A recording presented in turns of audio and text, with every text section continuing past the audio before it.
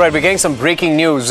You know that Sasikala Natarajan, who wanted to be the heir, the political heir to Jayalalitha, is out on parole. She has been granted parole on very strict conditions that in the 5 days that she's out of jail, she will only be with her ailing husband and she will not meet anybody from the political party or hold any sort of political meetings. She will stay at T Nagar at the residence of her niece, which has been mentioned in her parole application, and she can go to the hospital to meet her husband M. Natarajan, but nothing beyond that. But now on your screens, you've got some senior leaders of the AIDMK, including MP Navneeta Krishnan. He is a prominent face of the party in the Rajya Sabha. I believe he's the whip of the party there.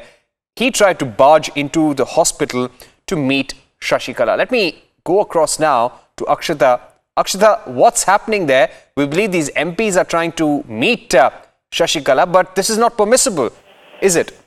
Absolutely, Parikshit. It wasn't allowed. They weren't allowed inside the residence where Sasikala also is, which is why they tried rather hard to enter the global hospital.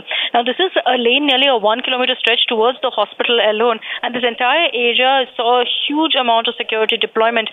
Despite that, the likes of Navneeta Krishnan, who is an MP, you also have spokespersons like C.R. Saraswati, all of whom tried to form a beeline to try and enter the global hospital. Now, the police were very clear as far as the instructions they were given was concerned. They made it very clear that these MPs and these other MLAs and leaders within the AIADMK will not be allowed within the hospital, because there's a good chance that if they manage to enter, they'll get a chance to also interact and correspond with VK Sasikala.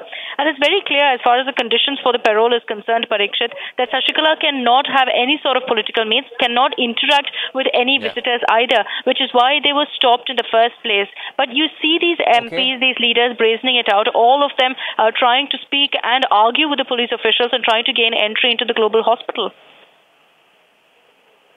All right, Akshita, stay with us. We have Amerikai Narayanan, a political activist, joining us on the phone. Amerikai Narayanan, what do you make of this? Clearly, there were conditions laid out for the parole that you're going only on emergency ground. This is only to meet your ailing husband, no political meetings. But then, why do you have these MPs, people like Navneeta Krishnan? He's a prominent face of the party in the Rajya Sabha, other leaders trying to meet Sasikala. What do you make out of this? Well, there are two things I think as I see it.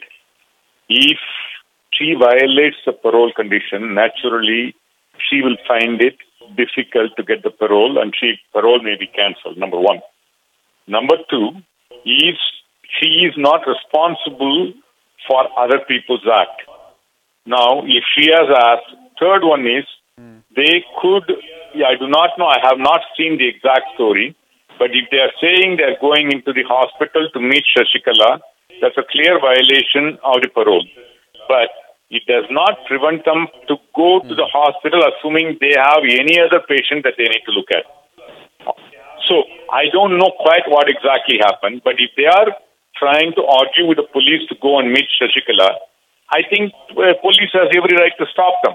But if they are heading to the hospital to see anybody else... Also, Amerikai Narayanan, the fact that the state administration has given clear orders to police force, I believe the police strength on the streets of Chennai is very, very high, because they don't want political meetings or any kind of political marches of supporters of Sasikala to come out on the streets. This also goes to show that even though this parole may be only for 5 days, there is a big worry among members of the OPS and EPS camps. That's correct. The thing is this. See, the parole condition applies only to Sasikala as an individual. Now, a political party or a group of people who want to do any kind of demonstration or show of support or opposition, I think in a democracy they have a right to do that. And I don't think a state government, because it will destabilize the political activities, can say they cannot do that. I don't think it's democracy. The court can, and of course has, given a parole condition to an individual. Now, it is not binding on the partyman or the public. The court never said you cannot show of support to Sasikala. So, I think the state government, if it's trying to prevent it, let's say the people are waving flags, it's so private visit. She has no business. And it's interesting, isn't it, Amerikai Narayanan? Because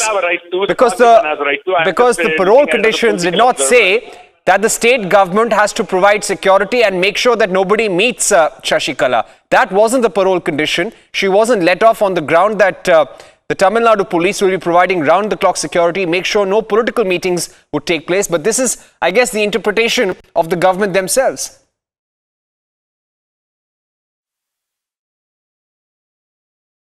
They have the support. So if they are we're losing that this kind of observation, and the government is trying to only worry about its own stake. But I think the government has a right to prevent any political activity made by Sasikala.